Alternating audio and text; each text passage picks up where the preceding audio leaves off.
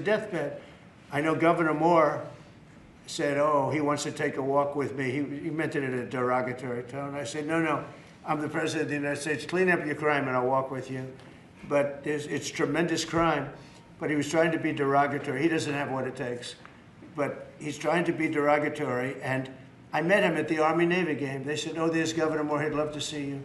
He came over to me. He hugged me, shook my hand. You were there. He said, sir, you're the greatest president of my lifetime.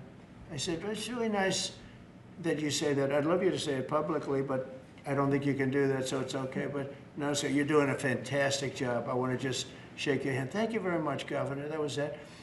And then every time I see him on television, he's knocking the hell out of me. So, but that's all right. That's called politics. But Governor Moore's he's doing a bad job.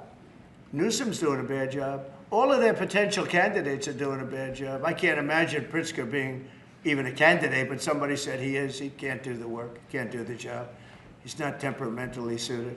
So I just want to thank you all for being here. Do you have some questions? Mr. President, is the Pentagon, and maybe the Secretary of Defense can weigh in too, is the Pentagon preparing for military deployment to Chicago? And with what you said there, are you waiting for the governor We're ready to go anywhere. We have a full complement of great human beings. We're full. You know, our military is full. We were way empty 1 year ago. Now we're full. So we can go anywhere on less than 24 hours notice. Are you waiting for the governor? And we're doing a lot to interdict to stop drugs from coming in too. We have ships out on sea.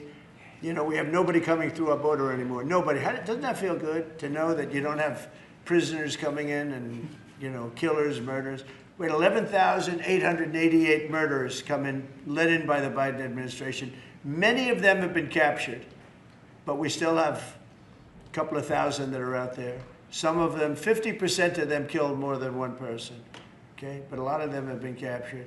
What they've done to our country, these people that circle this moron that we had behind this desk, what they've done to our country is unthinkable. It's unthinkable. I mean, if you think so much of our time is devoted to correcting a problem that all they had to do is say, close the borders. Remember when he said, well, I have no power to close the border. I have to go back and get an act from Congress. I didn't get an act from Congress. I came in, I said, close the borders. And Tom Homan, who's not here, has been fantastic, Christy, right? Yes. Tom Homan is great. He's a fantastic man and respected by everybody. But I said, Tom, close the borders. Christy, close the borders. The borders were closed. We didn't go to Congress and get permission. We just closed the borders. And in the last 3 months, hard to believe this one too, in the last 3 months, we've had 0 people come into our country illegally through the southern border. Nobody would have said that's possible. Yeah, please. Thank you, Mr. President. Today, MS-13 gangbanger and human trafficker Kilmar Abrego Garcia turned himself into ICE in Baltimore. Do you have any comment on this? And why are the Democrats so emotionally attached to this man who beats his wife and is part of a terrorist organization? Because they think he's going to be good for votes, and I think he's very bad for votes. These people are deranged. He's not good for votes. He beat the hell out of his wife. His wife is afraid to even talk about him. She's been mauled by this animal. And, you know, through a system of liberal courts, you know, he's doing things. But, no, we have that under control. And Pam has got that very much under control. Do you want to comment on it, Pam? No, we've got him under control. He will no longer terrorize our country. He's currently charged with human smuggling, including children. The guy needs to be in prison. He doesn't need to be on the streets like all these liberals want him to be. And as part of this operation here in DC, we've also taken off MS-13 members.